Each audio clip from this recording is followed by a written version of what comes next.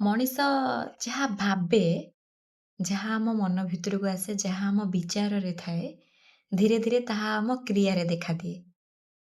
ଆଉ ଯେଉଁ କ୍ରିୟାଟାରେ ଆମକୁ ସେଇ ବିଚାର ବାଲା ଦେଖାଦିଏ, ସେ କ୍ରିୟାଟା ଧୀରେ ଧୀରେ ମଣିଷ କରିବାକୁ ଲାଗେ। ସେଟା ମଣିଷର ଅଭ୍ୟାସରେ ପରିଣତ ହୋଇଯାଏ। ଏବଂ ଅଭ୍ୟାସ ଯେତେବେଳେ ଧୀରେ ଧୀରେ ବଢ଼ିବାକୁ ଲାଗିଯାଏ, ସେଇଟା ମଣିଷର ଚରିତ୍ରକୁ ବୁଝାଏ। ଏବଂ ମଣିଷର ଚରିତ୍ର ଦ୍ୱାରା ମଣିଷର ବ୍ୟବହାର ନିର୍ଣ୍ଣୟ କରାଯାଏ। ଏବଂ ବ୍ୟବହାର ଯେଉଁ ପ୍ରକାରର ଥାଏ, ଭାଗ୍ୟ ବି ସେମିତି ନିର୍ଦ୍ଧାରଣ ହୁଏ। ତେବେ ଏଇ ଯେଉଁ ପୂର୍ଣ୍ଣ ସର୍କଲରେ ଆମେ ଆସିଲେ, ଏସବୁ ଜିନିଷ ଗୋଟିଏ ଜିନିଷରୁ ଆରମ୍ଭ ହୁଏ ଆଉ ଗୋଟିଏ ଜିନିଷରେ ସରେ। ଆମେ ହିଁ ଜାଣିଛେ ଆମେ କ'ଣ କରୁଛେ ଆଉ କ'ଣ କରିବା।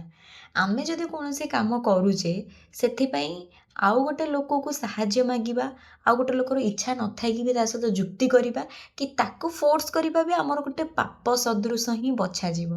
କାରଣ ଆମେ ତା ଉପରେ ସେ ଜିନିଷଟାକୁ ବର୍ଡ଼ନ୍ ପକଉଛେ ଯେ ତୁ କର। ନା, ସେ ଯଦି କରିବାକୁ ଚାହୁଁନି, ଆମ ଦ୍ୱାରା ଯଥା ସମ୍ଭବ ଯାହା ହେଉଛି ଆମେ କରିବା।